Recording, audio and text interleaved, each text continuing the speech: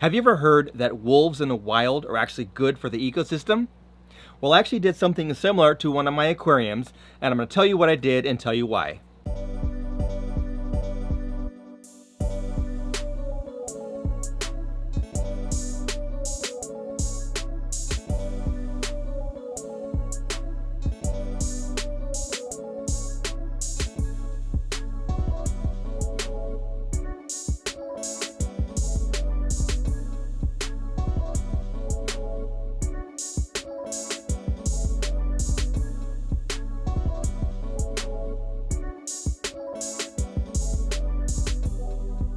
Hey fish friends, how's it going? Hope you're doing well. My name is Zenzo from Tazawa Tanks.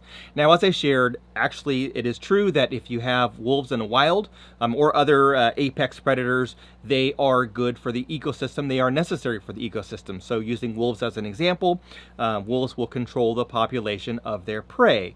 Usually that's deer or elk and things like that.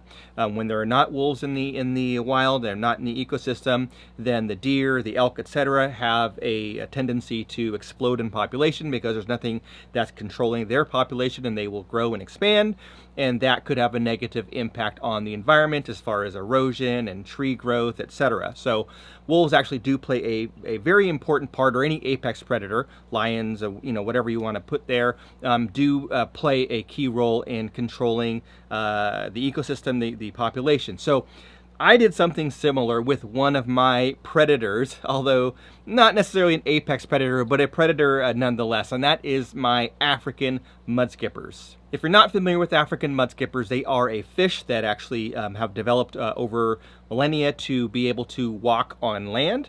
And I have a couple of variants. I've got the Indian mudskippers and the African mudskippers, and they vary in size, but very similar characteristics. Now, the African mudskippers are larger, quite a bit larger than the Indian mudskippers, and they can predate on smaller fish. So I've had them eat like guppies before, I have an aquarium here right next to me. This is another brackish aquarium that has a bunch of mollies. Now, brackish water is a mixture of fresh water and salt water. If you're familiar with mollies, they can live in fresh water, brackish water, and even in full marine environments. So sometimes you'll actually see people put a freshwater molly into a saltwater tank, and it will do just fine once it's had a chance to acclimate to that salinity. So this is a brackish system where it's a mixture of freshwater and saltwater. And there was really nothing that was controlling the population. These are live bears, meaning that they give birth to live baby fish, fry. And I wasn't catching them, selling them, just kind of letting them do their thing. I did have a bunch of hermit crabs in here at one time, and wanted to try something different to control the population without having to catch fish and get rid of them. And that was to put a couple of predators in here. Now, overall, the goal is to have a balanced aquarium or terrarium, not a terrarium, but paludarium. I don't want to get rid of all the fish in here, but I did add two of my smaller African mudskippers as an experiment. Now, these were smaller African mudskippers that I couldn't put in the population of other mudskippers that I have because they were a little bit too small and could have gotten bullied and beat up and that kind of a thing. So I put them in this aquarium. They were in their own kind of separate 10-gallon systems, and I put them in this 55-gallon paludarium setup that I have to to see how they would do with the mollies. There's a lot of space for them. Mudskippers do require to have land, so there's a lot of land in here, obviously, because of the whole little shelf that I built for having animals to be above the water. Perfect environment for the mudskippers. There's a lot of space for them both in the water and on land.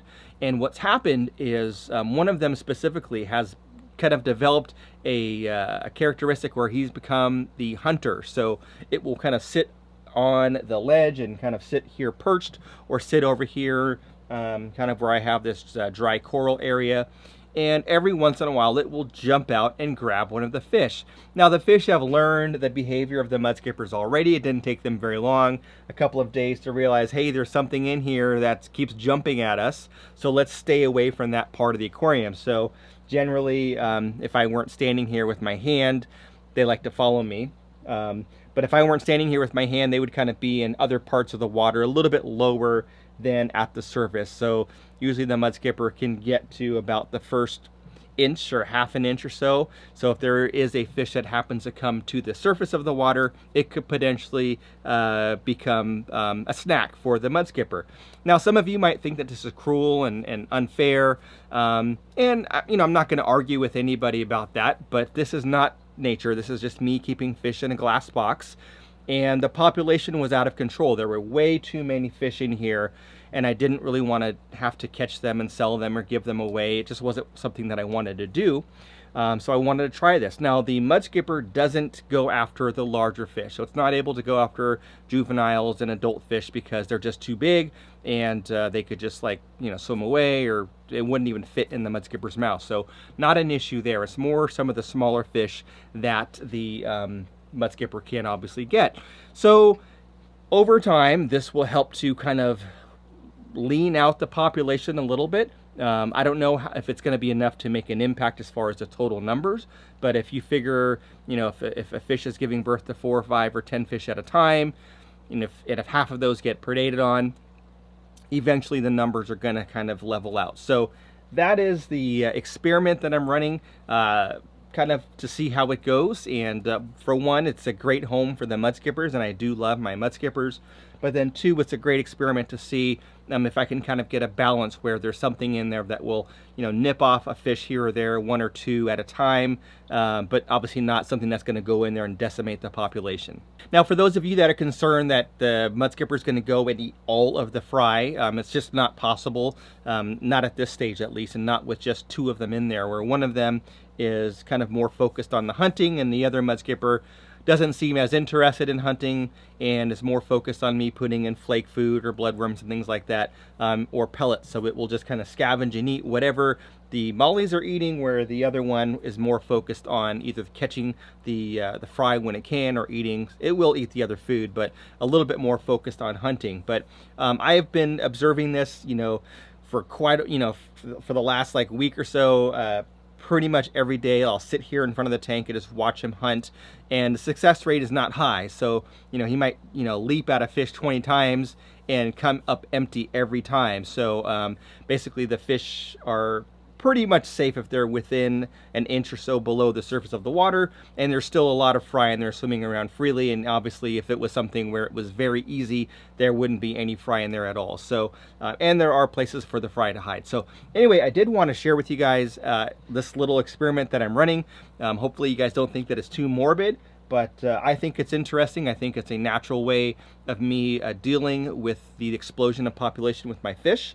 A lot of people would cull their fish, meaning you would destroy the extra fish, and that's not something I'm super into. I've done it before, but I feel like this is a more naturalistic way of dealing with a unnatural situation, right? This is not the wild. This is just me with a glass box in my room, and this is how I am managing this situation. So anyway, I would love to read down below in the comments what you think about this experiment that I'm running. And also I'd love to read down below in the comments what you do if you have a situation where you have a lot of fish, extra fish, that you might not have accounted for, or don't have the space for, or it's overcrowded. Do you sell them, give them away, cull them, or other? So anyway, comment down below. Let me know what you think. If you have not done so already, please, please, please do subscribe to this channel. I get, you know, thousands of views on these videos, but only a smaller percentage of you guys that actually watch the videos are subscribed, where the majority of you are not subscribed. So hopefully, if I've kept you this long, you are interested in what I have to share. So hit that like button, hit that subscribe button, and come back and check out more videos. That's all I had for now. Thanks for watching, and I'll catch you on the next one.